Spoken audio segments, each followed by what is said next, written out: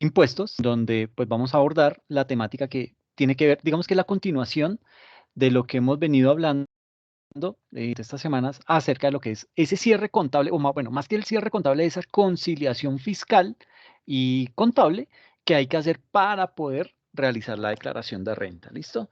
En ese orden de ideas, entonces vamos a iniciar el tema. Va a abordar, digamos que son varias las temáticas que vamos a tener que empezar a trabajar acá. Lo van a ver desde una óptica muy teórica. ¿Por qué? Porque es que esto es lo que vamos a necesitar de aquí en adelante para poder seguir haciendo nuestra conciliación fiscal. Entonces, digamos que la introducción básicamente va orientada a lo siguiente. Eh, digamos que el propósito de esta presentación es ver desde la normatividad vigente todo lo que más se pueda en relación con la declaración de renta de personas jurídicas para el año grabable 2020, esto teniendo en cuenta la gran cantidad de decretos y normas que emite el gobierno colombiano, alrededor de 11 nuevas normas al día, ¿no? Y el propósito pues es revisar esas novedades y las cifras puntuales que hay que conciliar y tener en cuenta. ¿Para qué? Para poder sacar adelante una declaración de renta. ¿Listo? En aras de eso, entonces, digamos que el contenido que tenemos para desarrollar es el siguiente. Vamos a hablar acerca de lo que son los aspectos relevantes. Vamos a hablar acerca de lo que son las principales modificaciones de la Ley 2010 de 2019 y el cierre contable y fiscal. Vamos a hablar acerca de lo que es el patrimonio, cuál es la naturaleza y el costo fiscal y valor patrimonial. Y vamos a hablar acerca de lo que son los ingresos, costos y deducciones. Dentro de eso, pues hablaremos acerca de lo que es la determinación del impuesto de renta por pagar y aquello que se denomina como el devengo contable y fiscal. ¿Listo? Esto no sé por qué se me está, espérenme, a ver si saliéndome, vuelvo y tomo bien la... A ver, hola Erika y Marcela, bienvenidas. ¿Cómo van? Buenas noches, profe. Bien, muchas gracias. Qué bueno, me alegra. Listo, esperemos a ver si ahora sí me deja compartir bien, porque es que queda como el pie de página, ahí se queda viendo y pierdo controles. Entonces, espérenme a ver cómo se ve ahora. Perfecto, ahora sí, se ve bien. Entonces, les decía cuál era el contenido. Entonces vamos a hablar acerca de los aspectos relevantes, principales modificaciones de la Ley 2010 de 2019, el cierre contable y fiscal. Vamos a hablar acerca del patrimonio, que es la naturaleza y el costo fiscal y valor patrimonial. Y desde el punto de vista de los ingresos, costos y deducciones, veremos lo que es la determinación del impuesto de renta por pagar y todo lo que es el devengo contable y fiscal. ¿Listo? Entonces, eh, arrancando inicialmente con todo el tema de los aspectos relevantes, eh, bueno, digamos que desde esa óptica de los aspectos relevantes y las principales modificaciones de la Ley 2010 de 2019 y lo que tiene que ver con el cierre contable y fiscal, pues tenemos que hablar acerca de los siguientes aspectos. Lo primero es enfocarnos acerca de lo que es la resolución de la DIAN, la 9061 de 2020, ¿sí? Esa es una resolución, mm, digamos que por medio de esa resolución que hizo la DIAN, eh, hizo básicamente la publicación del nuevo listado de grandes contribuyentes. Y ahí hay que tener mucho cuidado. ¿Qué pasa? Que recordemos que anteriormente habían como 9 criterios o 9 condiciones que se debían cumplir. ¿Para qué? Para poder ser categorizado como gran contribuyente. Hoy en día, la DIAN ha reducido esos aspectos referentes a 4. O sea, ya no son 9 criterios, sino 4 criterios los que se tienen en cuenta ahora. Para tener una referencia de ese aspecto, digamos que al sol de hoy tenemos 2.500 grandes contribuyentes. Anteriormente eran 3.600, hoy son 2.500. Entonces se disminuyó en 900. Ahora bien, de esos 2.500 grandes contribuyentes, hay 32 que son personas naturales, ¿ok? Y el resto son personas jurídicas. O sea, de 2.500, estamos hablando que 2.468 son personas jurídicas y el resto son personas naturales. ¿Listo? digamos que hago mención de esto, ¿por qué? Porque anteriormente se tenía el concepto que un gran contribuyente solo correspondía a personas jurídicas, pero hoy en día existen 32 personas naturales categorizadas como grandes contribuyentes. Un ejemplo de ellos, pues, es Arturo Calle. Arturo Calle, a pesar de que es una persona natural, él como persona natural está categorizado como un gran contribuyente. ¿Listo? Ahora, llegados a este punto, alguno de ustedes se estará preguntando, bueno, ¿y para qué me está diciendo esto de los grandes contribuyentes y las personas naturales que son grandes contribuyentes? ¿Eso para qué? Pues yo les responderé que esto es muy importante, ya que inmediatamente se conoce esta resolución 9061 del 2020, nos toca ir a revisar ese listado debido a que eso tiene unos efectos como por ejemplo, lo que es todo lo que tiene que ver con la resolución de la DIAN, la 114-2020. Si su empresa está dentro de ese listado, lo primero que hay que hacer es actualizar el RUT. ¿Sí? ¿Por qué? Porque hay que cambiar la responsabilidad 13 en su RUT, donde le dice que es ahora un gran contribuyente. ¿Listo? Por otro lado, digamos que la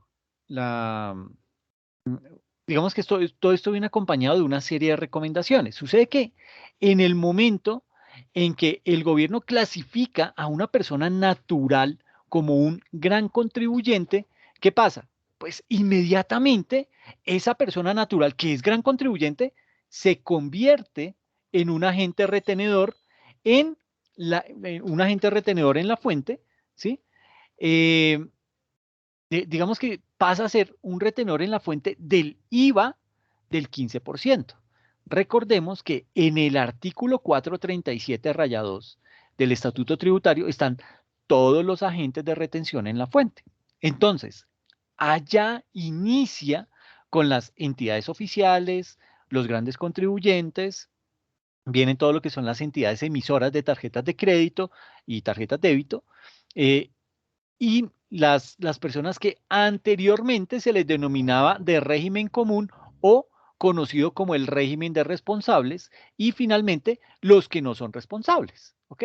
Entonces, digamos que desde ese punto de vista, pues hay que tener mucha precaución porque el tema, digamos que ahí se nos puede complicar un poco. Entonces, nos toca tener presente este tipo de resoluciones para, para evitar caer de pronto en situaciones que más adelante, digamos que nos puedan inducir a error. Entonces, como les decía, esta resolución 9061 del año 2020, pues es básicamente la que contempla esos criterios para determinar quién es un gran contribuyente y quién no lo es.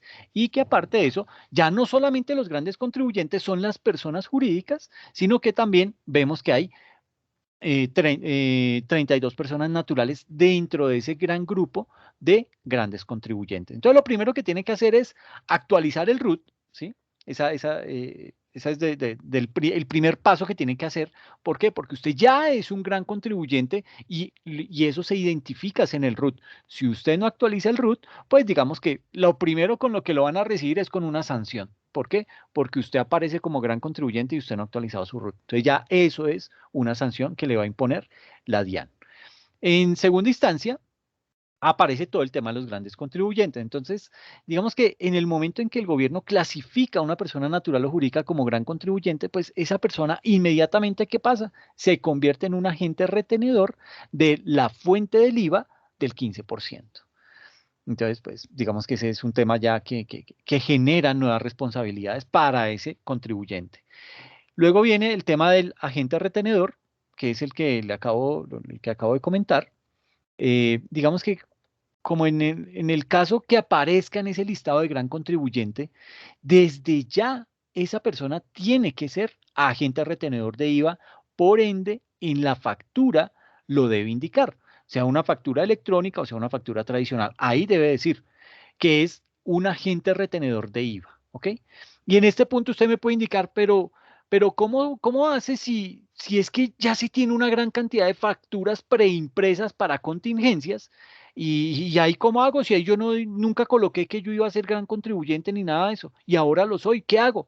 No, pues tranquilo, vaya, mande a hacer un sellito de caucho en donde se indique que usted o su empresa ahora son grandes contribuyentes y selle todas esas facturas indicando esa nueva condición, ¿ok? Es decir, no va a tener que desaparecer esa papelería. Pues ya en realidad son muy pocas las personas que utilizan ese tipo de facturas, pero bueno, podría llegar a pasar ese tipo de situación. Entonces, eso no va a ser un inconveniente. Y lo otro es tener en cuenta todo lo que tiene que ver con los vencimientos de la declaración. Digamos que ese es otro efecto que puede tener ese cambio de denominación que usted ahora pase a ser un gran contribuyente. Entonces, como ahora aparece con esa categoría de gran contribuyente, pues le van a cambiar los vencimientos para la declaración de renta y pues eso habrá que contemplarlo, ¿listo? Son situaciones que hay que empezar a mirar. Ahora, digamos que otro aspecto relevante a tener en cuenta es que el gobierno nuevamente reexpidió la resolución DIAN 114 de 2020, tomando como base ¿qué? La nueva reexpedición de los códigos CU que hizo el DANE. Por esta razón, es importante revisar ese listado para qué, para poder verificar si se le reasignó un nuevo código CU, si tiene que reportar ese cambio en el RUT, ya que digamos que esas son las actividades económicas que usted debe diligenciar en los formularios 110 para personas jurídicas o en el formulario 210 para personas naturales y en el formulario 260 que habla acerca de todo lo que es el régimen simple. Ahora bien, ¿qué efecto tiene esto? En primera instancia, esa nueva reclasificación de los códigos IU, digamos que lo que hace es que le facilita a la DIAN realizar estudios de rentabilidad económica por sectores. ¿Ok? Por esa razón es que en el RUT aparecen opciones para poder registrar hasta 4 actividades diferentes con base en el mayor número de ingresos. Pues digamos que usted determina cuál es la actividad que le está generando más cantidad de ingresos, esa es la que coloca primero, cuál le genera unos segundos ingresos, esa la coloca de segundas y así sucesivamente. ¿Ok? Entonces se va colocando de esa manera. Entonces, cabe la posibilidad que la actividad que tenía como segunda ahora sea la tercera y la que era cuarta ahora sea la primera. Es decir, puede que tenga que reorganizar las actividades con base en ese nuevo código CIU y esto pues, ¿qué va a hacer? Su primer impacto es verlo reflejado en el RUT, ¿ok? Entonces hay que hacer ese tipo de situaciones. Por eso es importante surtir este proceso. Entonces, digamos que usted me dirá, bueno, ¿para qué sirve el RUT? Entonces, pues digamos que, bueno, ¿para qué le sirve el RUT? Pero al gobierno. Pues a nosotros no es que nos sirva así como ya mucho, como que uno lo cargue de papel en el bolsillo o en la billetera, pero para el gobierno es muy importante. ¿Por qué? Le sirve para 3 cosas fundamentales. Entonces, primero, para identificar al contribuyente, ¿ok? Por esa razón, le asigna un NIT, que es un número de identificación tributaria. En segunda instancia, sirve para ubicar el contribuyente. O sea, ahí uno coloca en el RUT la dirección, el celular, el correo personal, etcétera, etcétera. ¿Y eso para qué es importante? Pues no es que la DIAN vaya a coger esa información y la vaya a vender a centros comerciales o a vendedores por ahí, no. La DIAN toma esa información para hacerle un estricto seguimiento a sus contribuyentes. Entonces, imagínese que usted tiene un- una solicitud de emplazamiento de su declaración de renta.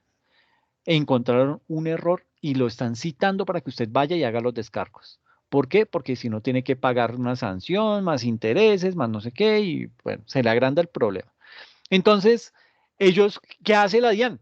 La DIAN sacó una resolución en donde dice que como ya está capturando el correo electrónico, el medio electrónico va a ser de ahora en adelante el medio de comunicación por excelencia. Entonces, va a ser el primer mecanismo por el cual lo van a contactar a usted. ¿Ok? Entonces, si usted de casualidad tiene por ahí registrado el correo de su antiguo novio y ya terminó con él y entonces no tiene acceso, y ese fue el que puso ahí en el root, pues está grave. ¿Por qué? Porque si no lo ha actualizado y tiene un llamado por parte de la DIAN, pues la DIAN le está mandando comunicaciones a ese correo de su exnovio con el que ya no se habla y pues con el que mucho menos tiene acceso a ese correo electrónico. Entonces, sobre todo, la DIAN utiliza esa información para ubicar el contribuyente específicamente para procesos de fiscalización, es decir, cuando lo tiene que llamar a usted porque encontró alguna anomalía. ¿Listo? Y en tercer lugar, para poder clasificar al contribuyente, es decir, para poderlo clasificar como gran contribuyente, como demás personas jurídicas, como régimen tributario especial, etcétera, etcétera. Entonces el gobierno utiliza en esa clasificación tres grupos. Utiliza los industriales, los comerciantes y los prestadores de servicios. Ahora, en el grupo de industriales, tiene separados con el mismo código a todos los industriales, por ejemplo, a todos los industriales del cemento, ¿ok? Entonces ahí aparecen en en ese gran sector de los industriales del cemento, encontramos Cemex, Argos, Cementos Amper, todas esas empresas que se dedican a la producción de cemento. Entonces, todas esas empresas que tienen el mismo código de actividad económica, el mismo código CIU. Por el otro lado, tiene entonces a todos los industriales del azúcar. Entonces está ahí Manuelita, está el Ingenio del Cauca, existen todos esos ingenios y todos los tiene categorizados o todos los tiene identificados bajo un mismo código de actividad económica. Entonces usted se pregunta, bueno, ¿y eso para qué? O esto para qué lo usa la DIAN? Pues básicamente, al tener integrados con el mismo código de actividad económica a los que son industriales, a los que son comerciantes y a los que son prestadores de servicios, ¿qué pasa? Pues que la DIAN comienza a establecer una serie de tendencias en lo que tiene que ver con los niveles de tributación.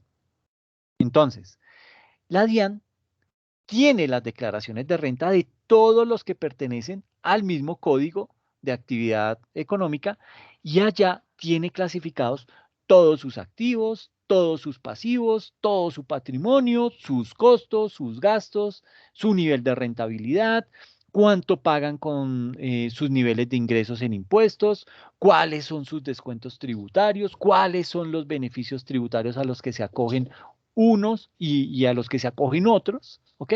Entonces, toda esa información la tiene la DIAN.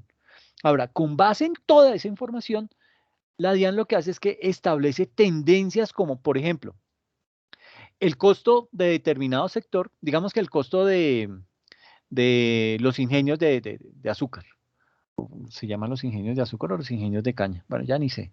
Entonces, supongamos que ese sector, eh, y ¿qué hace la DIAN? La DIAN acabó de determinar que el costo de ese sector, de los ingenios de azúcar, oscila, que los costos de, de esas empresas oscila entre el 60 y el 75%, ¿ok? Entonces, de esa manera, ¿qué logra hacer? Si de pronto, en el otro periodo, en el otro año grabable, eh, aparece o un ingenio, ¿sí? Otro ingenio azucarero con unos costos que ascienden, qué sé yo, al 90%.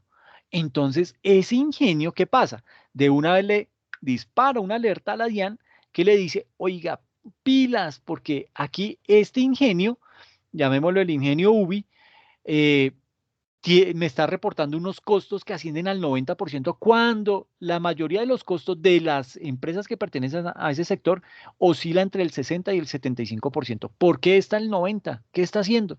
Entonces, ahí inmediatamente eh, se dispara en la DIAN lo que se conoce como el RAP. ¿Qué es el RAP? No es no es esa música que cantan los muchachos, no, el RAP con V es el riesgo alto de visita. O sea, ya se generó esa alerta y ya la DIAN dijo, uy, a mis amigos del Ingenio UBI me toca ir a visitarlos porque hay algo raro. Algo se salió de la tendencia y toca ir a mirar. Entonces, salen de una vez y hacen la visita por parte de la administración tributaria para poderlo ¿qué? Fiscalizar.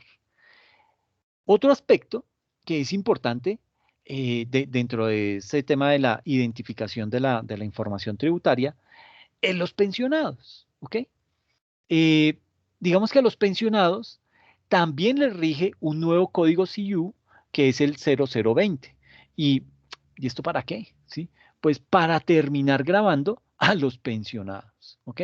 Suena injusto, suena crítico, pero bueno, yo, o sea, no van a grabar al pensionado que tiene un salario mínimo o que tiene 2 salarios mínimos. Van a grabar a los que tienen pensiones muy altas, que en el país son siempre bastantes personas. O sea, los más ricos del mundo, los más ricos de Colombia, esos pensionados, tienen unas pensiones muy altas. Por lo general son ex magistrados, son ex ministros, expresidentes, en fin, todo ese tipo de personas. A ellos es a los que les aplicaría el impuesto. Pero pues aquí surge entonces lo que pasó con la reforma de Carrasquilla, que y digamos que en ese juego caemos casi siempre. ¿Por qué? Por no leer o por no buscar información. ¿Qué decía la reforma de Carrasquilla? Le van a colocar impuesto a todas las pensiones. Y no, eso no era lo que decía la reforma Carrasquilla. La reforma Carrasquilla decía que iba a gravar a esas 24.000 pensiones más altas del país. ¿Ok? A esos eran los que les iba a poner los iba a poner a tributar. ¿Sí? Y entonces, ¿qué pasó? Que pues ese grupo de pensionados empezó a armar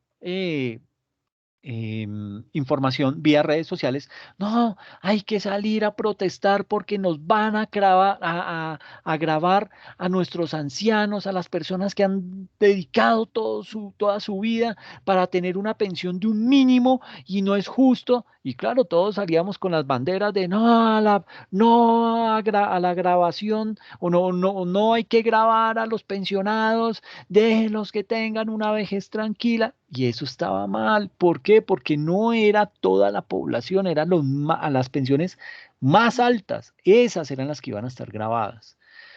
Pero como nos dejamos manipular, como nos dejamos, no leemos, sino nos guiamos por un meme que sale o por una noticia que publican, ya creemos que eso es la verdad plena y pues ahí tenemos los problemas. Entonces, eso mismo pasó con muchos aspectos de esa reforma. Esa reforma a la larga no era tan mala. Cayó en una época menos apropiada, porque eso sí hay que decirlo, eh, preciso cuando estábamos tan golpeados económicamente, entonces precisamente nos iban a cobrar más impuestos. Pero digamos que esa reforma hubiera sido la primera reforma del gobierno Duque, esa reforma era muy buena. Hubiera hecho muchas cosas buenas para el país que se necesitan, sobre todo por el déficit fiscal que se tiene. Pero bueno, eso es tema de harina de otro costal. Entonces vamos a ver qué son las recomendaciones.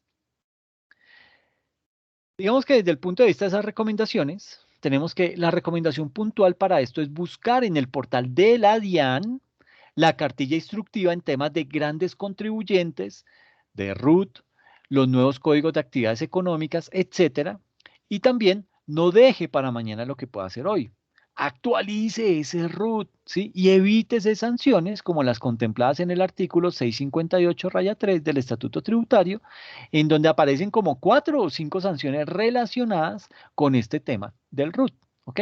Entonces, mucho ojo con ese tema. Eso tiene un impacto, y imagínese usted, ya de entrada que se vaya a ganar una sanción por no haber actualizado el RUT, pues no, eso como que desinfla, ¿listo? Entonces, ¿para qué caemos en eso? ¿Cuáles son las principales modificaciones de la Ley 2010 de 2019? Bueno, sucede que aquí nos toca abordar un tema muy importante, como lo son las principales modificaciones que tuvo esa Ley 2010 de 2019 y que empezó a regir desde el 1 de enero de 2020, que es con la cual, pues digamos, se presentaron las declaraciones de renta de personas jurídicas para el año grabable del 2020. Entonces, digamos que dentro de esos primeros cambios está lo que se conoce como la determinación de la renta bruta en enajenación de activos, bienes o prestación de servicios, es decir, enajenación es venta. ¿Ok? Determinación de la renta bruta en venta de activos, bienes o prestación de servicios. ¿Qué pasa con este ítem? Sucede que eh, esto se había convertido en una costumbre que pertenecía que- casi que eso lo llevamos en el ADN, eso, a la idiosincrasia de nosotros los colombianos, y era la de negociar un bien, por ejemplo, eh, una casa. Esa casa, ¿cuánto la vende? En 600 millones.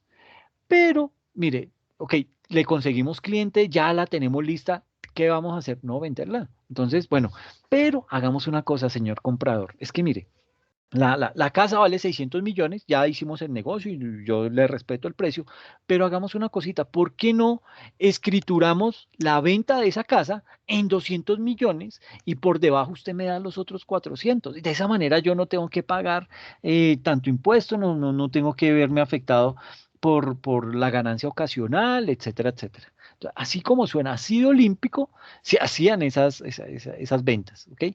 Eso era la realidad. Entonces, el gobierno, para entrar a limitar ese tipo de prácticas, ¿qué hizo? Pues determinó la renta bruta en la enajenación de activos y también fijó un valor comercial para las operaciones de bienes y servicios. Entonces, hay que tener en cuenta que el término enajenar significa vender, donar, regalar o permutar. Eso significa enajenación. Entonces, si a usted le llega una donación, eso fácilmente encaja dentro de este término de enajenación y lo va a tener que calcular de esa manera. Otra modificación que tiene que ver son las deducciones, ¿ok? Deducciones como cuál, como la contribución a la educación de empleados, ¿sí?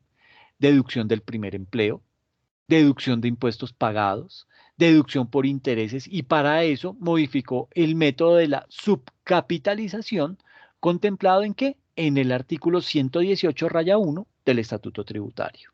Otra deducción muy importante es la cartera de las IPS, que ha sido intervenida por el gobierno. Entonces, pues digamos que todo eso hace parte de esas deducciones. Y en tercer lugar, todo lo que tiene que ver con el procedimiento tributario. También hubo cambios desde ese aspecto del procedimiento tributario. ¿Qué es el procedimiento tributario? Es básicamente la manera bajo la cual yo me relaciono con la autoridad tributaria, con la DIAN. Entonces, en caso que la DIAN me cite, pues yo tengo que conocer qué tipo de documento me están enviando, cómo me están citando, por qué lo están haciendo y con base en eso, pues voy a poder tomar medidas frente a esa citación que me está haciendo la DIAN. ¿Ok? Entonces, básicamente desde el procedimiento tributario, pues también hubo unos cambios, como cambios como los que tienen que ver con la renta presuntiva, cambios como los que tienen que ver con las tarifas, ya que para el 2020 aplicó la tarifa del 32%. ¿M? En descuentos tributarios también hubo modificaciones. Mm, digamos que hay modificaciones que están dentro del artículo 259 raya 2 del Estatuto Tributario. Ese artículo contiene los únicos descuentos tributarios que serían aplicables para ese año 2020. Cambios en la declaración de activos en el exterior, porque siempre que se tenga un activo en el exterior del tipo que sea, hay que presentar declaración de activos en el exterior. ¿Ok? Para que no le haya pasado lo del director de la DIAN, que le pillaron una cuentica por allá con $10.000 y vean el escándalo que se le formó. Hay que tener también en cuenta todo lo que es lo que encaja ese beneficio de auditoría. Ese es otro muy importante beneficio. ¿Por qué? Porque el contribuyente puede solicitar la auditoría a su declaración de renta del 2019. ¿Para qué? Para ajustar lo que haya que ajustar, corregirla, pagar lo que le falta para que se pueda aplicar a ese beneficio de auditoría para el 2020. ¿Ok? Y otro cambio que hubo fue frente a todo el tema de los dividendos. ¿Ok? Entonces, pues hay que tener muy presente todo ese tipo de cambiecitos que hubo. Ahora vamos a hablar acerca de lo que tiene que ver con el marco conceptual de la conciliación contable y fiscal. En este punto, partamos del hecho que ya se tiene la contabilización contable y fiscal. O sea, ya hicimos esa tarea, ¿listo? Y esto es bien importante, ¿por qué? Porque pues, yo debo llevar la declaración son sobre las bases fiscales, ¿ok? Y no sobre las bases contables. Eso, digamos que por eso hay que hacer esa conciliación contable y fiscal, para poder determinar cuál es realmente el valor que yo me tengo que llevar a la declaración de renta y con base en eso es que voy a pagar el, el, el respectivo impuesto. Entonces, pues digamos que es bien importante y bien delicado. ¿Ok? Entonces, teniendo en cuenta esa conciliación contable y fiscal, pues digamos que eso digamos que nos abre mucho más el panorama sobre cómo va a ser nuestra declaración de renta. Recuerde que esa conciliación uno la hace básicamente para depurar sobre todo costos y gastos, que sí me debe reconocer o que no me debe reconocer la DIAN y por ende pues los debo incluir o no los debo incluir dentro de la declaración de renta. ¿Ok? Mm, ahora, que de pronto usted dirá, bueno, ¿y qué pasa en el caso en donde eh, mis cifras contables casen perfectamente con las fiscales? Pues primero salga y haga una raya en el techo de su casa para que quede eso marcado ahí como mármol. ¿Por qué? Porque eso casi nunca se da, ¿sí? Y si le coinciden, pues bueno, pues vaya y venga, ¿sí? Pero previamente, y como estamos hablando es de una persona jurídica, debemos surtir todo el proceso de esa conciliación contable y fiscal, ¿ok? Entonces revisemos primero desde la conciliación contable. En la parte contable, usted tiene una contabilidad bajo los estándares internacionales que manejan el devengo. ¿Y qué es el devengo? Es reconocer los hechos económicos en el punto y en el momento en el que realmente sucede. ¿Listo? Entonces, por ejemplo, si usted tiene una venta de una máquina y la da a crédito a 3 meses, no significa que hasta vencidos los 3 meses que ya usted recibe el pago de la máquina, va a contabilizar la venta. No, eso no es la base del devengo. La base del devengo lo que indica es que en el momento en que nace esa operación, usted la debe registrar contablemente. ¿Ok? Entonces, ¿cómo nace? De pronto con una orden de compra, solo que usted le va a dar 3 meses de plazo. Ah, bueno, ya es otro cuento, pero usted registra la compra en ese momento. ¿Listo? Mm, eso es de la conciliación contable, pero viene lo que es la conciliación fiscal. Eh, digamos que desde esa conciliación fiscal, eh, desde básicamente desde la parte fiscal que se tiene, sucede que el estatuto tributario determinó que también van a utilizar el devengo, es decir, esa contabilidad de causación que se hace. Y lo hizo formalizándolo por medio del artículo 21-1, y bajo ese artículo lo que hizo fue ingresar el nuevo marco técnico normativo contable, y esto pues obviamente ¿qué hizo? Pues generó mucha expectativa. ¿Por qué? Porque se pensó que todo iba a quedar normalizado, lo contable con lo tributario, pero no. El gobierno nos dijo que no se emocionen por eso, ¿sí? Yo como gobierno he creado unas excepciones en los ingresos, en los costos, en los gastos, en los activos y en los pasivos. Entonces, ¿esto qué hace? Pues, como lo indicábamos anteriormente, tenemos unas diferencias entre lo contable y lo fiscal, y son unas diferencias que hay que tener perfectamente claras y definidas. ¿Por qué? Porque nos va a llevar nos va a llegar el vencimiento y no tenemos nada de esa declaración de renta. Entonces, pues digamos que hay que tener mucha precaución frente a esa conciliación contable y esa conciliación fiscal. Digamos que la conciliación entre lo contable y lo fiscal eh, se refleja legalmente en un formulario denominado el formulario 2516. ¿Listo? Ese es el formulario que se utiliza para dejar el rastro de la conciliación o de ese ejercicio de conciliación que se hizo para poderlo sustentar ante la DIAN en el momento en que nos exija algún tipo de documentación. Digamos que ese formulario lo pueden descargar ahí de la página de la DIAN. Ese formulario es en donde básicamente, ¿qué hacemos? Pues reflejamos las diferencias entre lo contable y lo fiscal, y pues básicamente respondes a un formato que ha sido creado por el gobierno, que se compone de dos elementos. Entonces, el primer elemento es lo que se conoce como el control de detalle. El control de detalle, eh, que son las cuentas de orden que, a pesar que mucha gente dice que se acabaron y que ya no existen en las normas internacionales, usted las puede manejar en su PUC. ¿Por qué? Porque recuerde que el PUC es suyo. La norma contable, la norma internacional no crea PUCs, no se mete en eso, ¿sí? Entonces, usted es el que maneja ese PUC, ¿listo? ese PUC es suyo. Entonces, el PUC no entró dentro de esa norma internacional para nada. Por lo tanto, usted puede manejar la cuenta 41, la cuenta 42, etcétera, etcétera. Eso es su situación, ¿sí? Usted puede tener ese PUC con gran cantidad de cuentas, pero lo importante es que usted tenga presente que lo que cambió es la presentación de los estados financieros. ¿Listo? Y otro aspecto que hay que revisar es calcular el impuesto corriente. Entonces, digamos que cuando realizamos la conciliación entre lo contable y lo fiscal, debemos que calcular el impuesto corriente. Y lo calculo con base en la renta líquida gravable, pero resulta que en la tributaria el impuesto corriente termina siendo mi principal aliado. ¿Por qué? Porque me voy a la parte fiscal y le digo, venga, ¿cómo usted calcula el impuesto de renta?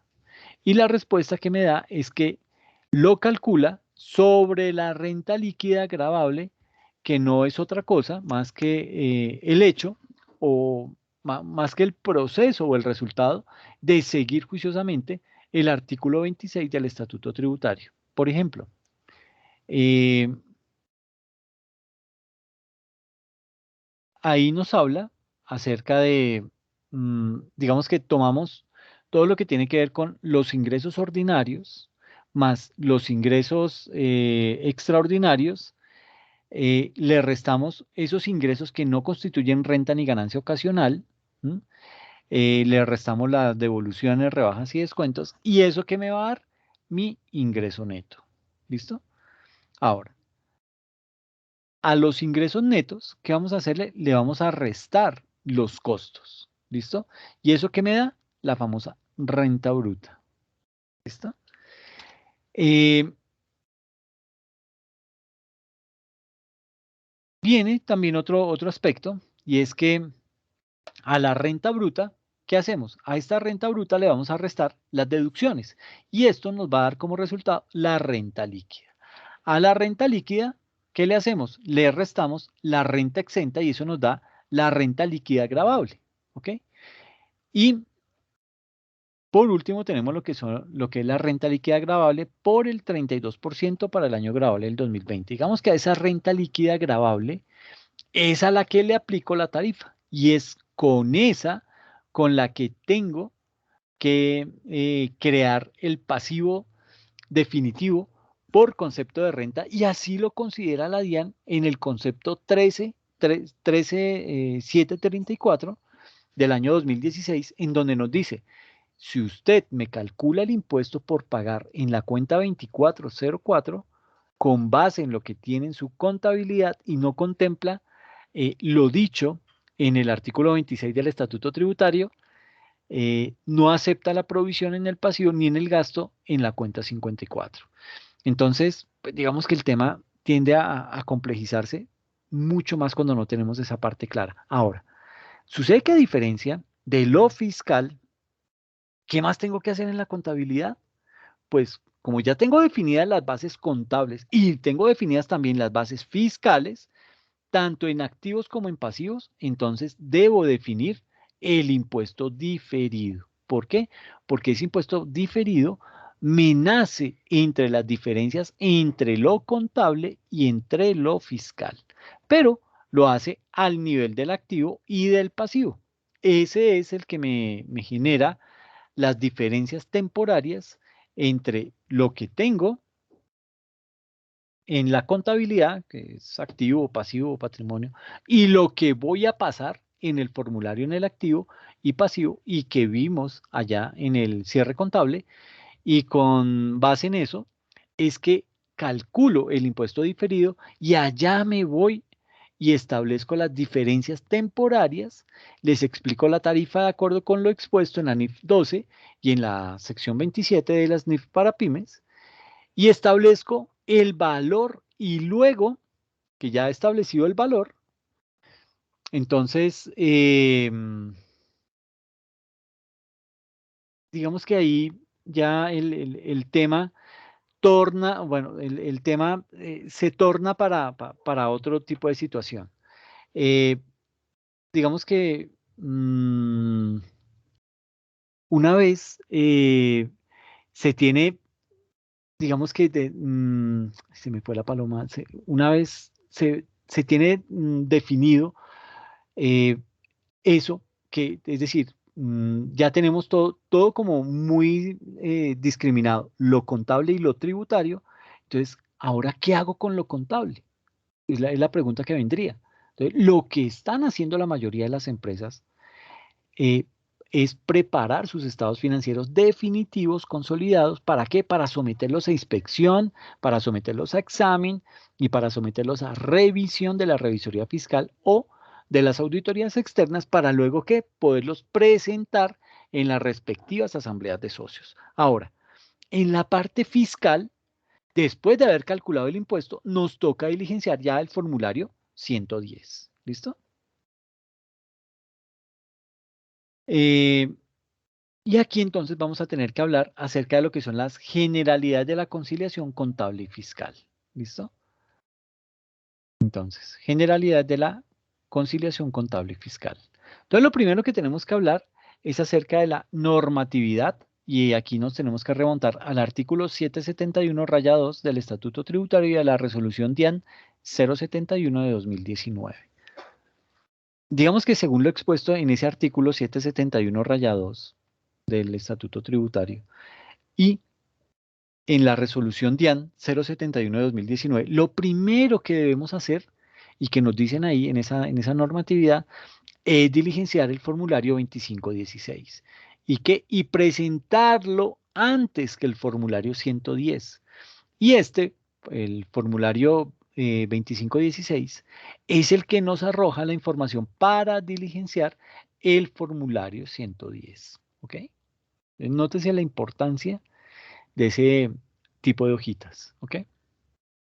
Ahora, eh, hay que tener en cuenta que todas las personas naturales, eh, bueno, todas las personas, sean naturales o sean jurídicas, que estén obligadas a llevar contabilidad, están obligadas a presentar esa conciliación contable y fiscal siempre y cuando cumplan unos topes, que pues, esos topes los vamos a hablar más adelante. Y también la deben presentar aquellos contribuyentes que voluntariamente lleven contabilidad y aquellos contribuyentes que han sido designados por la DIAN deberán presentar dicha conciliación contable y fiscal. ¿Listo?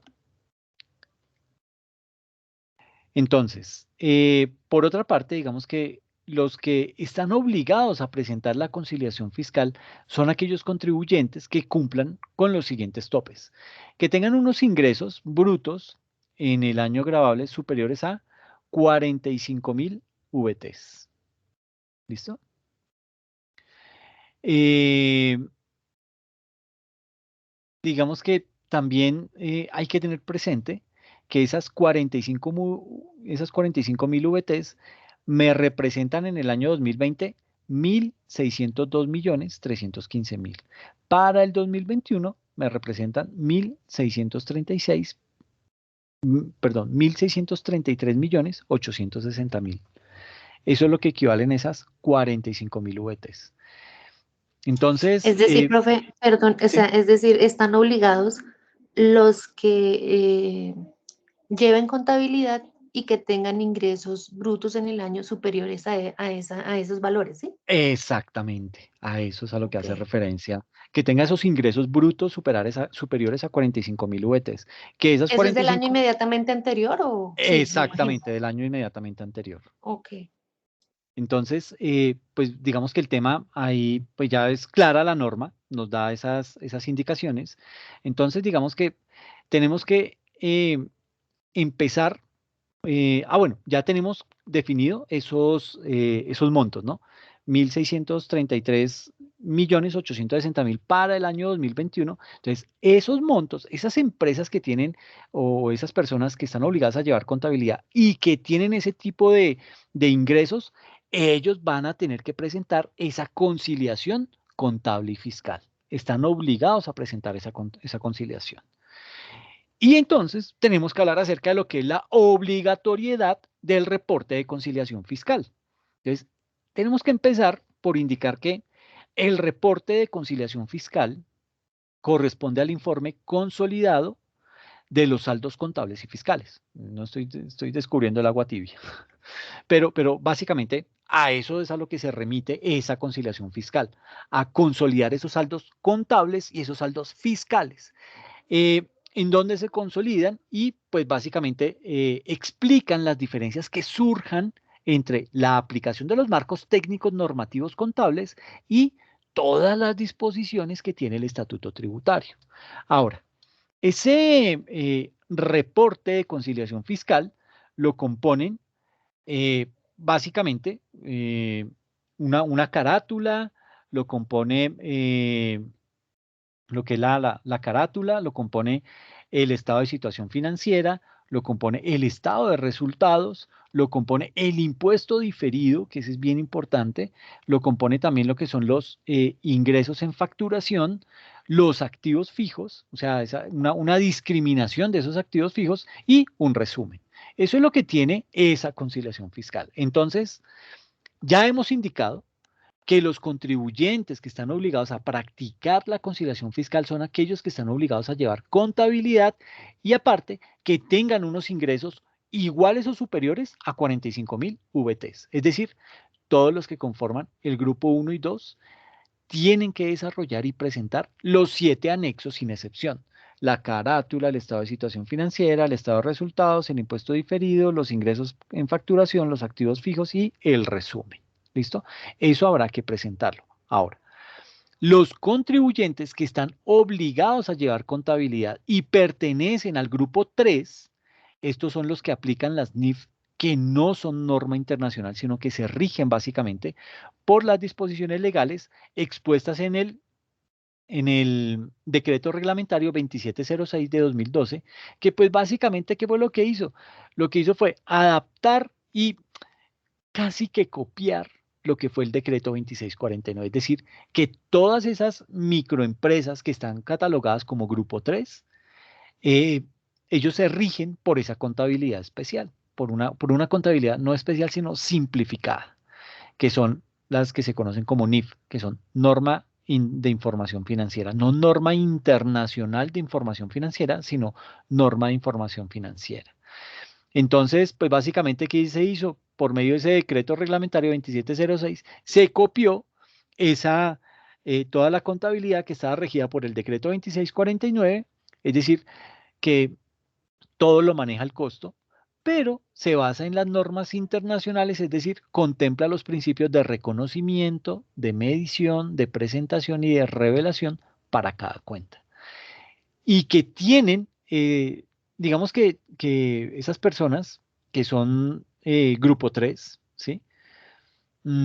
Que pues ya vimos que son personas que tienen una contabilidad simplificada y que tengan unos ingresos por debajo de las 45.000 VTs, ellos solo deben presentar los 3 primeros anexos, es decir, la carátula, el estado de situación financiera y el estado de resultados. Entonces, todos los que estén obligados a llevar contabilidad y tengan ingresos superiores a 45.000 VTs, presentan los 7 componentes de la conciliación fiscal. Y los que estén obligados a llevar contabilidad y tengan unos ingresos inferiores a 45.000 VTs, solamente tienen que presentar los 3 primeros. La carátula, el estado de situación financiera y el estado de resultados. ¿Ok? Eso digamos que es bien importante. Eh, pues digamos que tener esa parte presente. Y usted me dirá, bueno, ¿y esa carátula qué?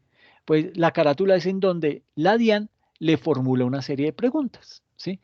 En el estado de situación financiera, pues básicamente lo pide para qué, para conocer su patrimonio y el estado de resultados para conocer si usted tuvo utilidad o pérdida. ¿Ok? Básicamente para eso es que se lo pide a esas entidades del grupo 3. ¿Listo? Ahora, póngase en el siguiente caso. Eh, digamos que existen los no obligados a presentar ni preparar el formulario 2516. Entonces, salen unos no contribuyentes, sino declarantes, que están, digamos que, regidos por el artículo 22 del Estatuto Tributario. Entonces, yo le llevo la contabilidad a una persona que no es contribuyente y no es declarante. Entonces, en ese grupo, encontramos entidades como las asociaciones de municipios, las entidades estatales y demás, ¿sí? Estas personas no están obligadas a preparar el control de detalle, que es el que dice que lo puede manejar en Excel, en cuentas de orden, entre otras. Este tipo de personas tampoco tienen que presentar el reporte de conciliación fiscal, que es ese formulario 2516. No lo tienen que presentar, ¿ok? Mm, Otro caso, eh, digamos que mm, yo le llevo la contabilidad a una persona no contribuyente, pero que sí es declarante, que se rige por el artículo 23 del Estatuto Tributario. Entonces, no contribuyente, pero sí es declarante. Mm, digamos que en ese aspecto, eh, digamos que le llevo la contabilidad a una persona no contribuyente y sí declarante. Por ejemplo, en este tipo de grupos aparecen entidades como los sindicatos, ¿sí? Las asociaciones de padres de familia, las asociaciones de exalumnos. Ese tipo de contribuyentes no están obligados ni a preparar el control de detalle ni a presentar el reporte de conciliación fiscal, ¿ok? Entonces hay que tener precaución con eso también. Otro caso, entonces, por ejemplo, los fondos no contribuyentes de impuesto a la renta, que se rigen por el artículo 18 raya 1, el 23 raya 1 y el 23 raya 2 del Estatuto Tributario. Entonces, aquí, digamos que están, bueno, son esos fondos no contribuyentes del impuesto de renta. ¿Listo? Y lo otro tiene que ver con los contratos de colaboración empresarial, que se rigen por el artículo 18 del Estatuto Tributario. Esos son los famosos contratos de colaboración empresarial. ¿Ok? Este mismo artículo era el que antes se denominaba consorcios y uniones temporales. Hoy por hoy, ese artículo 18 del Estatuto Tributario, ¿qué hace? Cobija a los consorcios y a esas uniones temporales y también incluye a los famosos joint venture. ¿Qué son esos joint venture?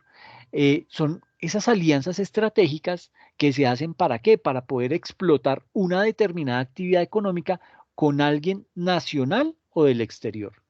Y todo lo que tiene que ver con contratos de cuenta en participación. Es decir, el contrato de cuentas en participación es un contrato de colaboración empresarial que permite asociar varias empresas o varias personas para poder ejecutar un negocio o un proyecto sin constituir una nueva persona jurídica.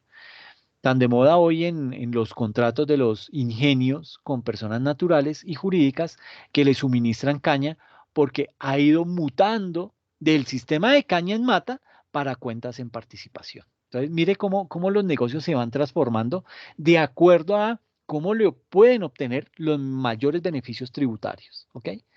Y en este punto, muchos se estarán preguntando, bueno, pero ¿para qué nos menciona todo esto este man? ¿De quién está hablando? ¿Sí? Pues básicamente, digamos que hay que hablar acerca que el efecto que la conciliación contable y la conciliación fiscal tiene en su contabilidad es mucho. ¿Y por qué es mucho? Porque esto está establecido en el artículo 771 raya 2, pero si usted se ubica en el artículo 771, encuentra que se denomina prueba documental. ¿Y esto qué quiere decir? Esto quiere decir que la contabilidad, ¿sí? Es un medio de prueba siempre y cuando sea llevada de acuerdo a las normas vigentes contables, es decir, las normas internacionales y tributarias. Básicamente todo lo que está expuesto en la Ley 1819 de 2016 y en el Estatuto Tributario y otras normas.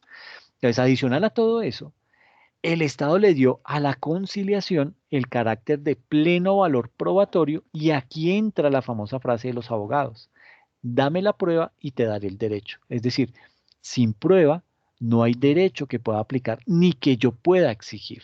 Entonces, por eso es importante tener esa prueba documental, que es básicamente la contabilidad de esas personas jurídicas o esas personas naturales que están obligadas a llevar contabilidad. ¿Ok?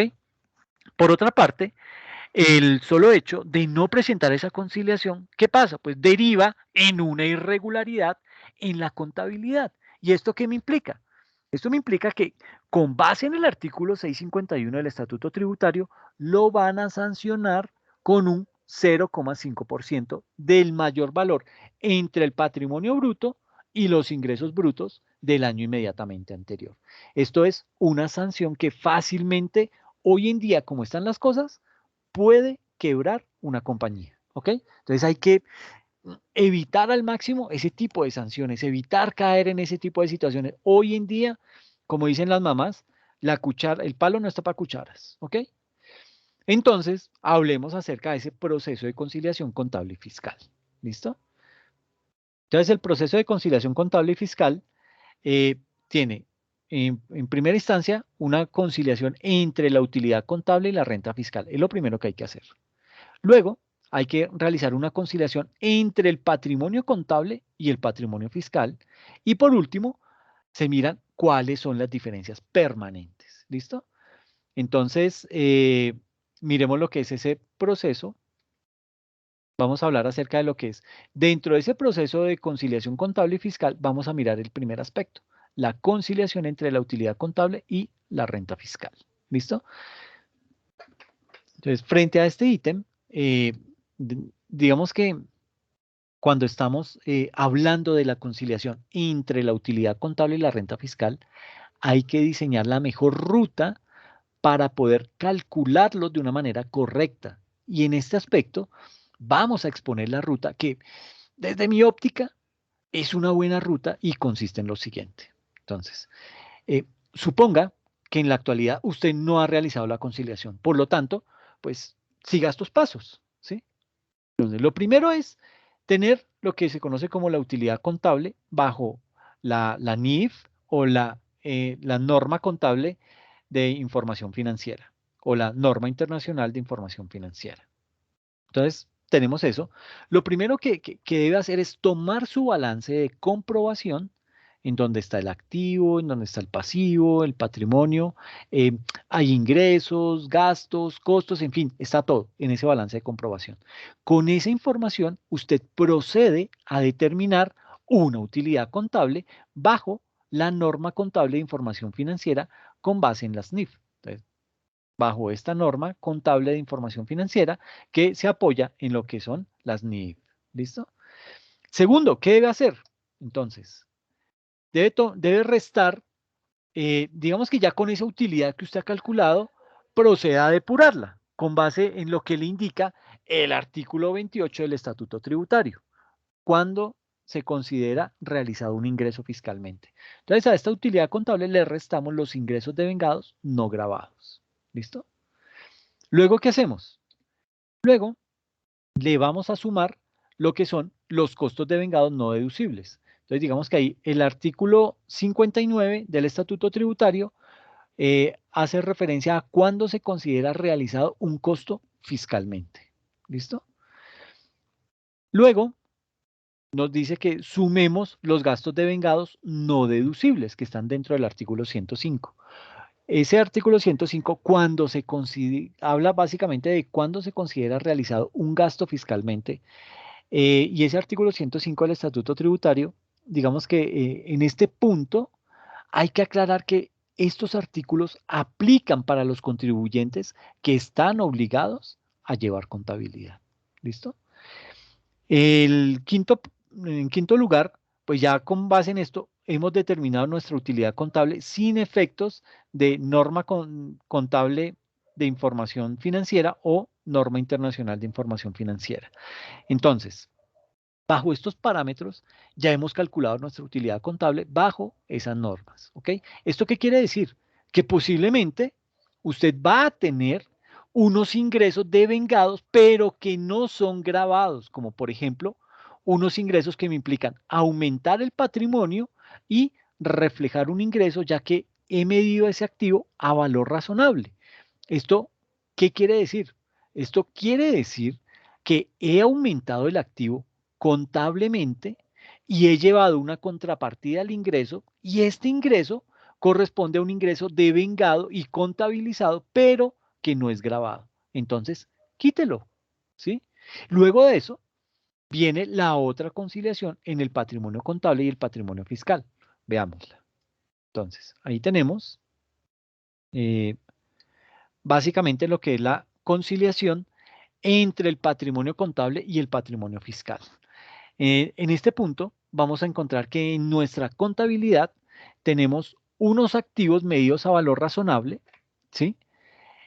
Como unos, digamos que podemos tener unos activos medidos a valor razonable, podemos tener unos activos medidos a costo amortizado, podemos tener unos a valor de revaluación, entre otros. Eso es lo primero. Por otra parte, también va a tener su contrapartida en el ingreso o en el gasto, ¿ok? Eh, entonces, digamos que mm, concretamente en su patrimonio contable, ¿qué está pasando? Pues que al hacerle un ajuste al valor razonable, lo que está subiendo entonces es una partida que me está aumentando el patrimonio contable, ¿ok? Pero esto es una partida que la debemos tomar como una disminución del patrimonio fiscal, ¿ok? ¿Por qué lo tenemos que tomar como una disminución del patrimonio fiscal? Porque eso no lo va a aceptar el gobierno como aumento de patrimonio. Por esa razón es que hay que manejar estas dos conciliaciones de la mano. También nos va a pasar con los ingresos devengados, ¿sí? Con los famosos intereses implícitos, con todo ese tipo de cosas nos va a empezar a pasar ese tipo de situaciones. Y ya en ese punto, digamos que el proceso que estamos llevando nos indica que debemos sumar los costos de vengados no deducibles, ¿sí? Vamos a tener que sumarlo. Esto, pues digamos que hace referencia a los costos de vengados. ¿Por qué? Porque he recibido deterioros. Por ejemplo, en el caso del inventario, en este punto la norma nos indica que el inventario de final de año debemos medirlo por el menor valor entre el costo que aparece en libros y digamos que lo que hacemos es una comparación entre ese valor que tenemos reflejado en libros y lo comparamos contra qué? Contra el valor neto realizable. ¿Qué es el valor neto realizable? Es básicamente una estimación que hacemos de un precio de venta y a ese precio de venta le restamos los costos de transformación y los costos de venta que le hacen falta a ese inventario para poder quedar como un bien que yo pueda comercializar.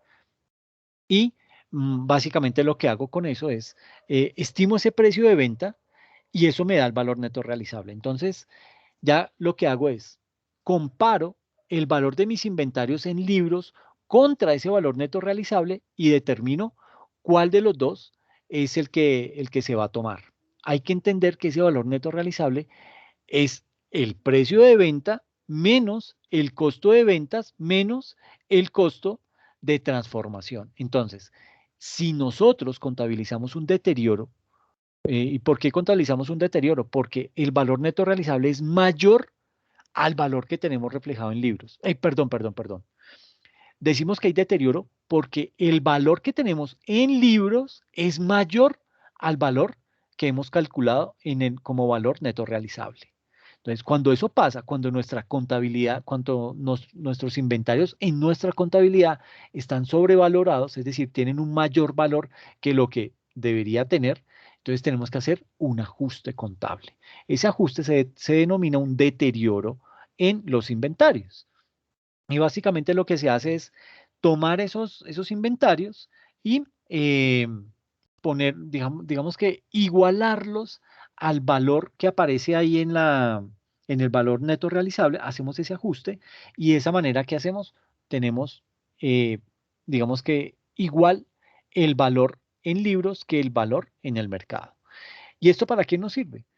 Digamos que eso es bien importante. ¿Por qué? Porque si yo no hago esa conciliación, si yo no hago eh, ese deterioro, pues digamos que ahí voy a tener unos inventarios sobrevalorados. Si tengo mis inventarios sobrevalorados, pues posiblemente el precio de venta del producto que voy a producir va a salir mucho más alto que el que está vendiendo la competencia. ¿Por qué? Porque la competencia sí hizo el deterioro y yo no lo apliqué.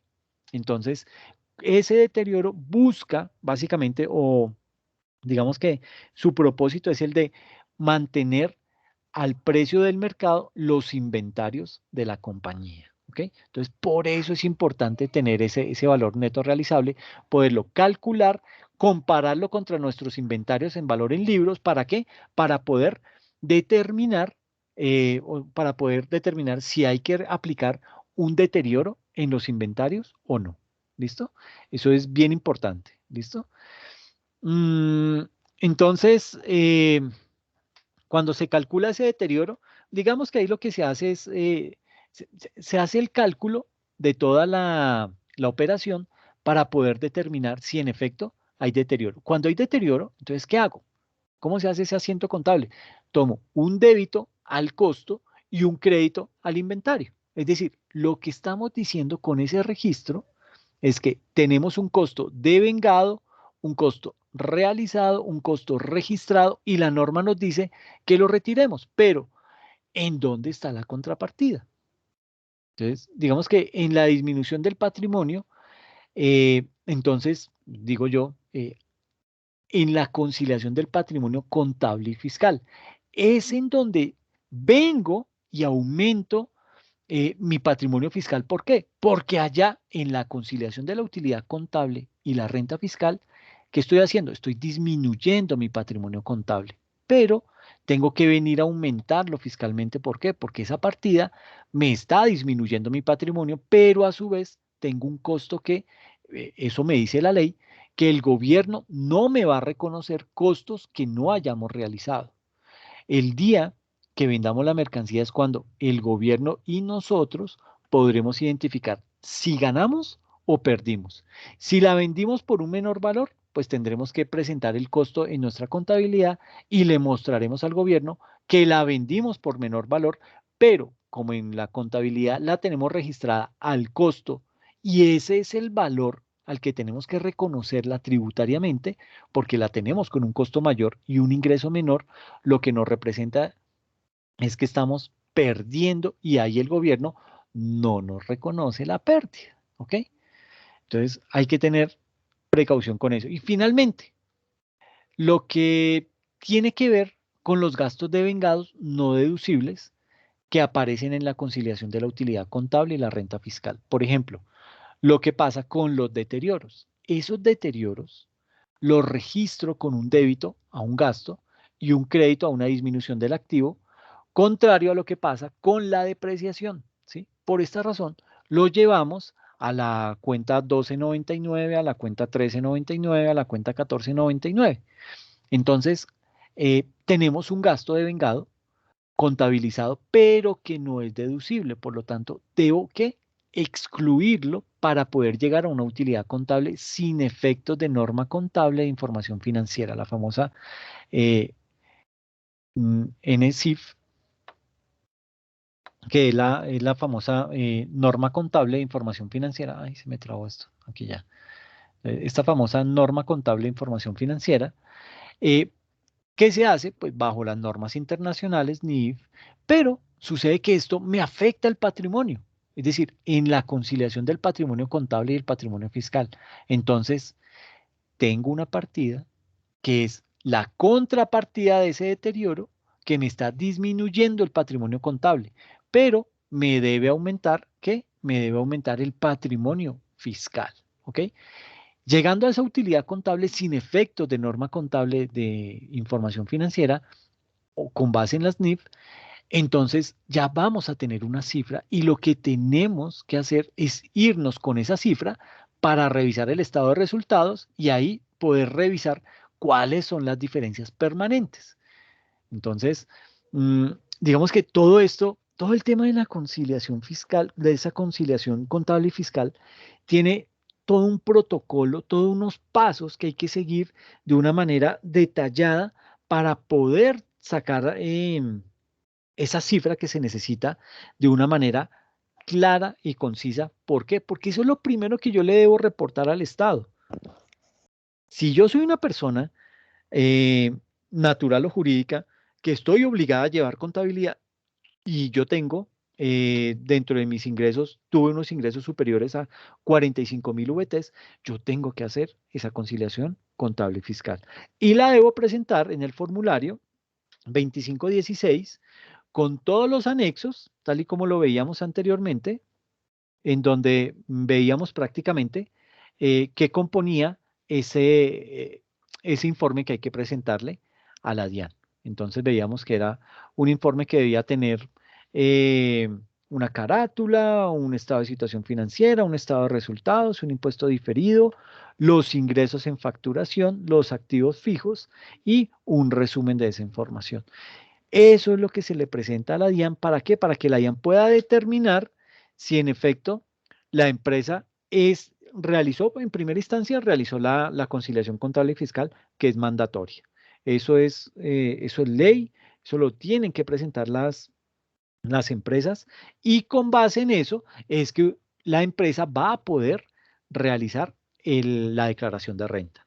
¿Por qué? Porque ya lo que hizo en esa conciliación contable y fiscal fue depurar las cifras, fue decir, ok, tuve tantos ingresos contables y fiscales, tuve tantos costos contables y fiscales. Por lo general hay muchos costos que no se reconocen en la parte fiscal, entonces tengo que quitarlas, ¿sí?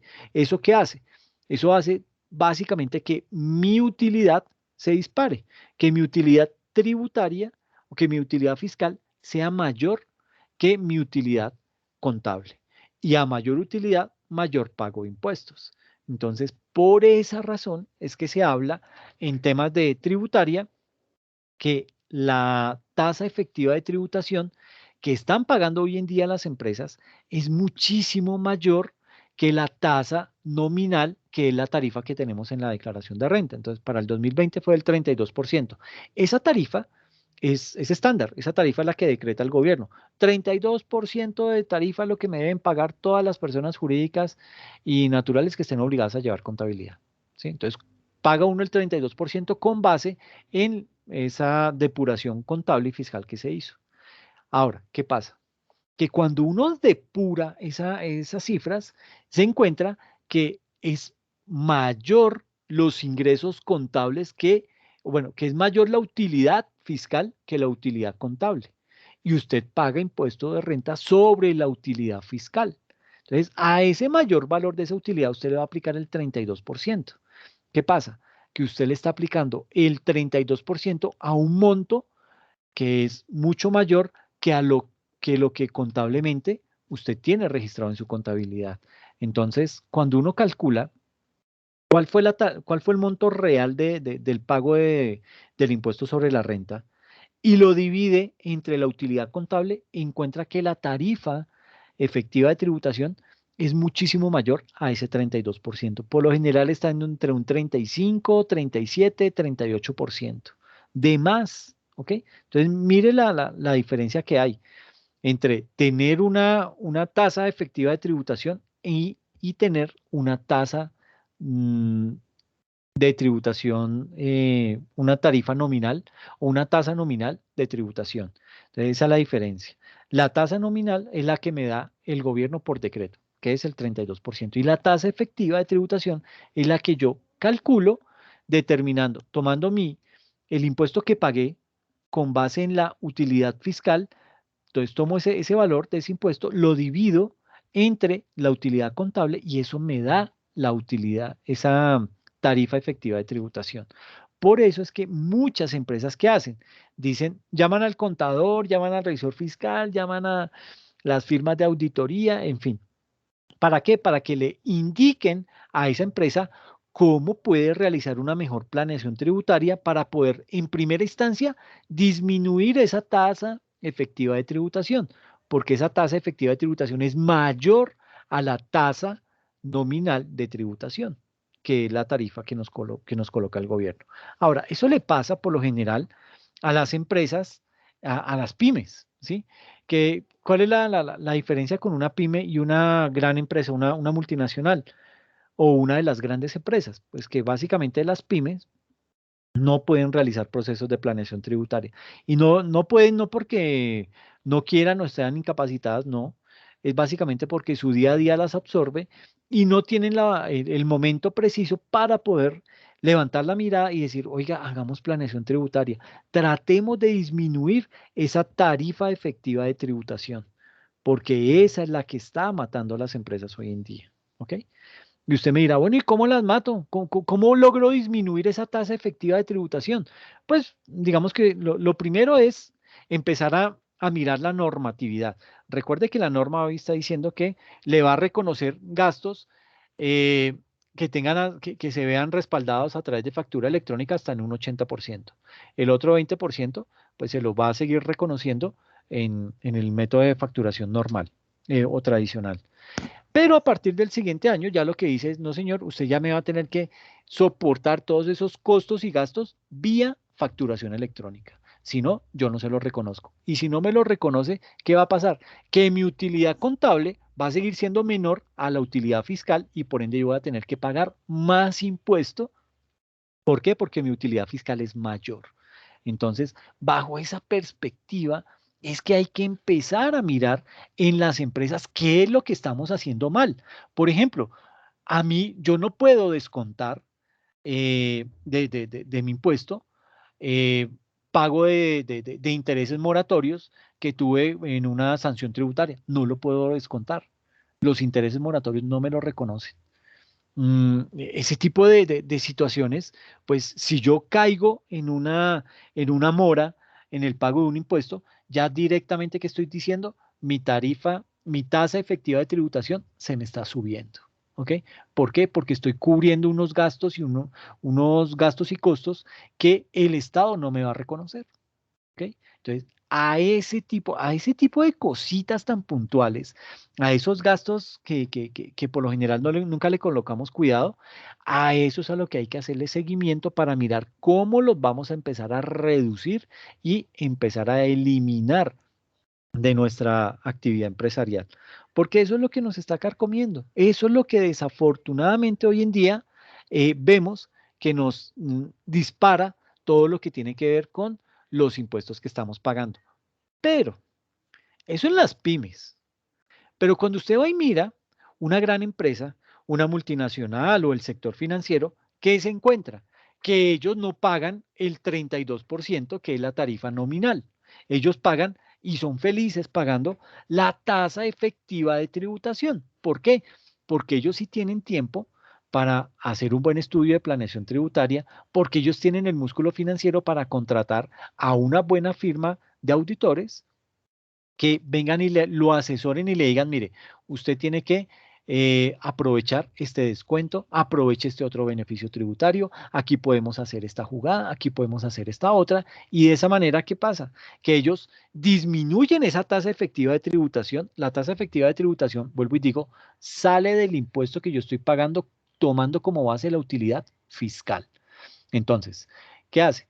Que si mi tarifa nominal dice el 32% y usted toma, simplemente por hacer el ejercicio, usted toma la utilidad, bueno, usted toma el impuesto que realmente pagó, que fue calculado con base en la tarifa, en la conciliación fiscal que hizo, en la parte fiscal, la utilidad tributaria. Con base en esa utilidad tributaria, usted calcula ese impuesto y lo divide entre la utilidad contable y le va a dar que su tasa efectiva de tributación es más o menos del 12%. Imagínese, del 32%, que era lo que tenía que pagar, lo lograron bajar al 12%. Entonces, eso es una de las grandes problemáticas que tenemos en nuestro país. Lo primero es que el gobierno no desmonta beneficios para las empresas. Bueno, este gobierno no desmonta beneficios para estas empresas. Entonces, esas empresas cada vez tributan menos, ¿sí? ¿Y qué pasa? Que no estamos siendo equitativos. ¿Por qué? Porque el principio de equidad dice que se debe propender porque el que más gana, más pague. Y en este caso estamos viendo que los que más ganan no son los que más pagan, ¿sí? ¿Por qué? Porque están tributando sobre tarifas del 12 al 16%. No pasan del 16%. O sea, están disminuyendo a la mitad el pago del impuesto de lo que realmente deberían pagar. ¿Ok? Por eso es importante revisar todo ese tipo de situaciones en las organizaciones y eso es a lo que nos ayuda la conciliación fiscal, a detectar ese tipo de procesos que tenemos débiles en la organización. ¿Por qué estamos recibiendo facturas que no sean por medio electrónico? ¿Por qué las estamos recibiendo todavía? Entonces, ahí eso ya es una alerta para la administración. Nosotros como contadores tenemos que reportar eso. Bueno, ¿cómo así que me están trayendo este tipo de facturas? Esto no me lo van a reconocer, esto me va a inflar la tasa efectiva de tributación. Entonces, no podemos seguir haciendo eso y empieza a crear unas políticas claras y fuertes al interior de la organización para evitar que ese tipo de cosas se sigan ocurriendo. ¿Por qué? Porque eso le va a pegar en el bolsillo a la organización. Y eso pues no es lo que quiere los dueños de la empresa, los socios, no van a querer ese tipo de cosas. Entonces, pues digamos que esto es básicamente como esos tips que hay que tener en cuenta al momento de realizar esa conciliación fiscal y poder determinar si estamos haciendo bien las cosas, si tenemos algo que en lo que estamos realmente fallando o qué se puede hacer. ¿Listo? Entonces, pues eso era lo que les quería comentar el día de hoy. De pronto, si soy consciente, el tema es un poco denso, pero pues digamos que era antes de seguir avanzando con más ejercicios. ¿Por qué? Porque nos vamos a empezar a estrellar. Si no tenemos esta parte clara, nos vamos a estrellar con la realización de ejercicios que vamos a seguir haciendo. ¿Listo? No sé qué preguntas tienen al respecto, qué dudas. Profe, Dime. o sea, los deducibles o digamos el documento que compila o reúne todos los deducibles está en, o sea, en el estatuto tributario o hay algún otro documento que resuma o que uno pueda consultar. No, todo eso está estipulado dentro del estatuto tributario. Por lo general, cuando se hacen cuando sale una nueva reforma tributaria, eh, quitan o ponen más aspectos de deducciones o de beneficios, ¿sí? Hay que estar muy pendiente de eso, pero eso básicamente está compilado en el estatuto tributario. Un estatuto Y en tributario el que es. último, tú nos hablaste de un, bueno, yo no lo he podido leer, de un resumen, de un documento resumen eh, de la última, Ah, digamos, reforma tributaria. ¿Ese, digamos, se compila la mayoría de esos conceptos o nos toca definitivamente estudiar pues el estatuto tributario completo? Pues digamos que hay que mirar la normativa completa. O sea, lo que yo les publiqué ahí es un extracto, es un resumen de los principales cambios que incorporó la ley 2155 del 2021, pero básicamente le toca a uno remitirse al estatuto tributario para mirar cuáles fueron qué tipo de descuentos, qué tipo de beneficios aparecían en el estatuto tributario que con la nueva reforma tributaria fueron desmontados. ¿Sí? Mientras sale Y el nuevo digamos, estatuto tributario. hay algunos artículos en especial Sí, sí, sí, sí. que nos Y puedas ahí ayudar. sí, me tocaría buscar, y ahorita no los tengo así en la cabeza, pero me tocaría buscarlos en el estatuto tributario para poder Ah, bueno, vale, identificar. profe, Es sí. más, Como para ir estudiando también. sí, uno puede, digamos que aquí entrar por internet. Y espera, es que tengo esto sobrecargado.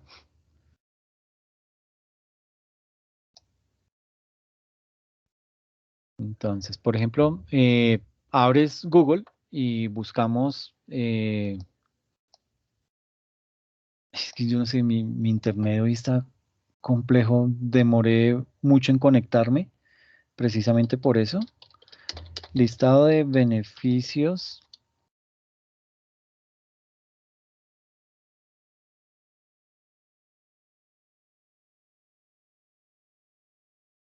Beneficios tributarios.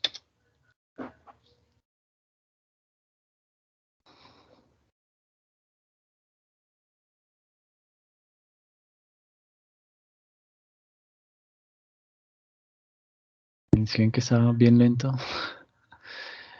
Entonces, aquí lo primero que me arroja es beneficios tributarios DIAN. Después es la mejor fuente a la que uno puede acudir.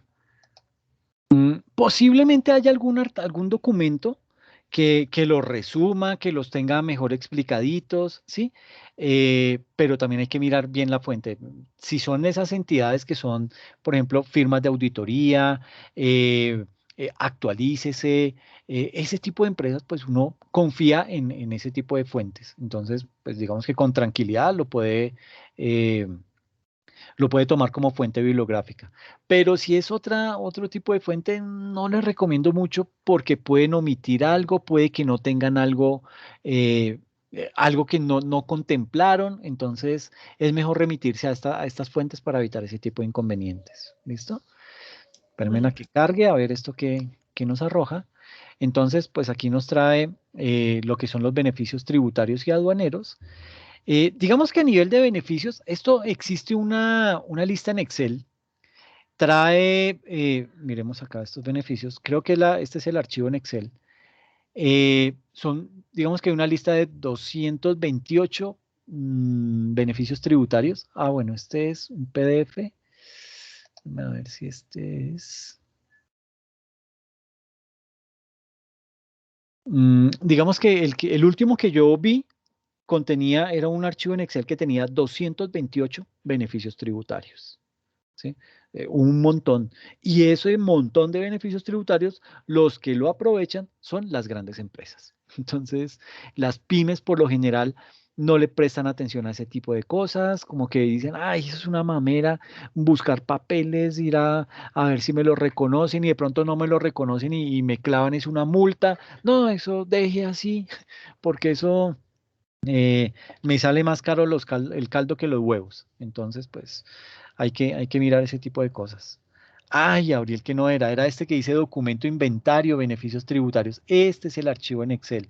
Mira que abajo, eh, aquí abajo aparece la dirección. Entonces me ubico ahí y dice impuestos, reforma tributaria, beneficios tributarios, documents 2016-06-16, inventarios, beneficios tributarios, renta, CRE, IVA, punto XLSX. Entonces, este es el documento que tú puedes descargar que tiene todo el inventario de los beneficios tributarios y dice con qué norma fue que se crearon o con qué norma los derogaron. ¿Ok? Entonces vas a encontrar un listado completamente actualizado que lo vive que le vive haciendo mantenimiento la DIAN a ese tipo de archivos. Ah, bueno, Entonces, listo, te profe, voy gracias. te voy a copiar esa dirección aquí en el chat para que la tengas y puedas tener esa información de primera mano, ¿listo? Y descargas el archivo que dice inventario de beneficios tributarios. Aquí no, digamos que tengo el equipo sobrecargado y mira, hasta para abrir el chat se demora.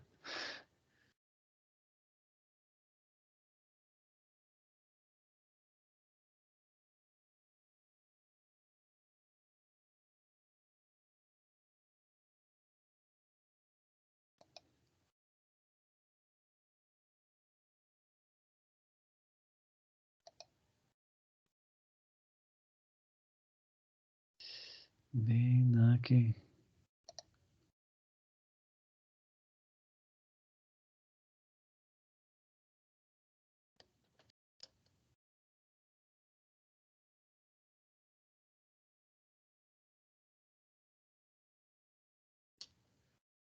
Listo, ahí está entonces en el chat para que lo puedas copiar y de ahí los puedas descargar. Todo eso traten de remitirse por lo general a la fuente principal que es la DIAN o a firmas de auditoría como EY, como Pricewaterhouse, como Deloitte, que son firmas que generan mucho documento, mucho instructivo y que les va a servir bastante para el proceso de formación, ¿ok?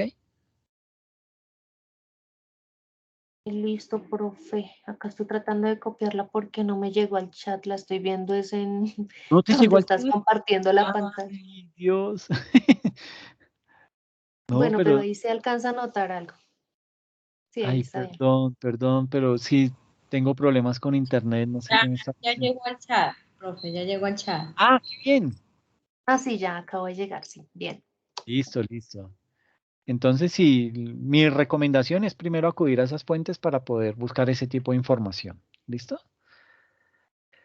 Bueno, les agradezco mucho la atención y gracias por los comentarios y pues nada, nos vemos este viernes a yo creo que veámonos a las 7 para avanzar más en el tema de impuestos, ¿ok?